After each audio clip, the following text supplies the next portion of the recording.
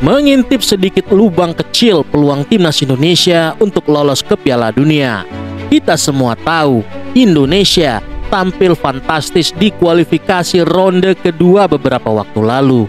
Meski Indonesia sempat menerima 2 kali hasil kekalahan, kala menghadapi Irak, 5-1 di Basrah dan 2-0 di Jakarta. 2 kekalahan tersebut lantas tak membuat prestasi tim asuhan Sintayong menjadi tereliminasi. Sempat timbul keraguan ketika melihat fakta ketika Indonesia dihabisi oleh timnas berjuluk Singa Mesopotamia tanpa ampun. Apakah timnas Indonesia punya kedalaman skuad yang bagus untuk menjalani fase ronde kedua tersebut? Apalagi setelahnya Indonesia juga hampir menjadi bulan-bulanan Filipina, meski pada akhirnya kita bisa menahan imbang mereka dengan skor 1-1. Namun ternyata 2 hasil mengecewakan di awal tersebut merupakan berkah tersendiri bagi timnas. Bukan Sintayong namanya jika dia tidak langsung menemukan sesuatu yang salah pada timnas. Benar saja, Vietnam yang notabene memiliki jam terbang lebih tinggi dan ranking yang jauh di atas Indonesia justru menjadi korban pelampiasan kemarahan timnas Garuda. Vietnam dibuat tak berdaya di Jakarta, traumatis kekalahan saat di Piala Asia tak terbalas di Gelora Bung Karno. Vietnam tumbang 1-0 di hadapan para pendukung timnas Indonesia. Puncaknya adalah ketika Vietnam yang saat itu dilatih oleh Philippe Trousseur asal Prancis secara dramatis harus ditelanjangi oleh Tom Haye dan kolega di My Dinh Stadium di kota Hanoi dengan skor mencolok. 2 kemenangan tersebut tentu menjadi cambuk motivasi bagi para pemain timnas melepas pertandingan menghadapi Irak. Dan di partai akhir, Filipina yang merasa menjadi negara kuat dengan pemain-pemain diaspora barunya berbekal hasil imbang di kandang mereka tak berdaya menghadapi timnas Indonesia dan harus pulang dengan membawa kekalahan 0-2 dari tuan rumah. Indonesia secara meyakinkan untuk pertama kalinya dalam sejarah sepak bola Indonesia berhasil lolos ke babak ketiga kualifikasi Piala Dunia 2026.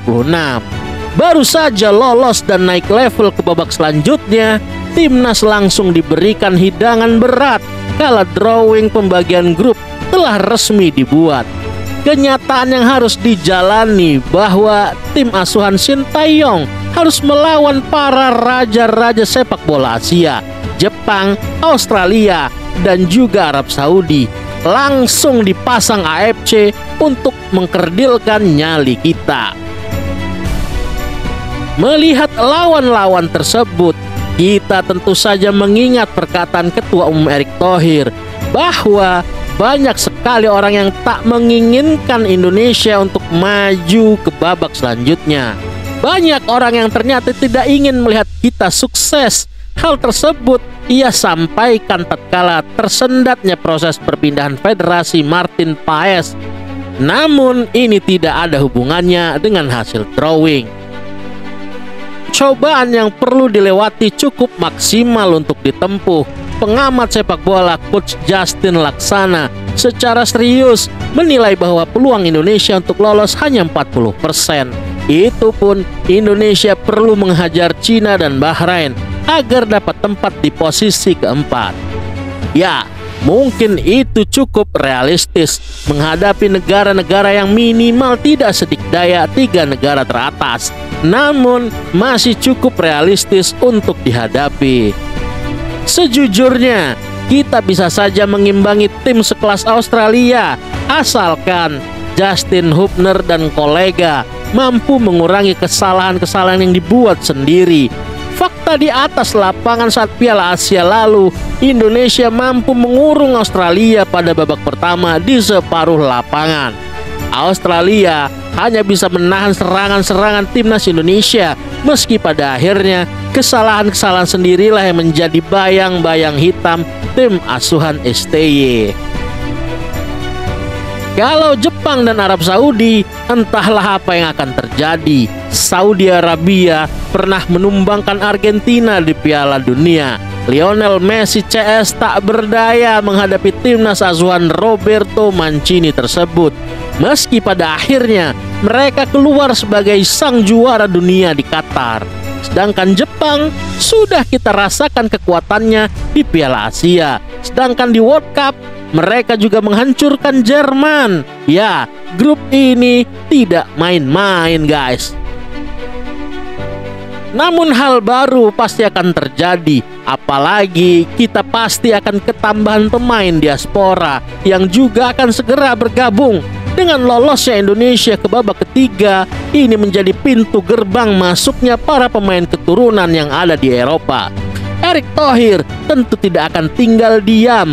Koneksinya di Eropa tentu akan membantu agar bagaimana caranya Indonesia mampu berbicara banyak di babak ini. Atau setidaknya menjaga marwah dan lambang Garuda di dada agar tidak dipermalukan di muka dunia. Kita optimis sinergitas tersebutlah yang harusnya mampu membawa prestasi tak terduga bagi Merah Putih. Meski sempat diremehkan dengan segala kekurangan yang kita miliki dan membawa Indonesia hingga terbang sampai sejauh ini, tentu kita yakin kekuatan untuk terus bertarung hingga garis pacuan terakhir akan kita miliki.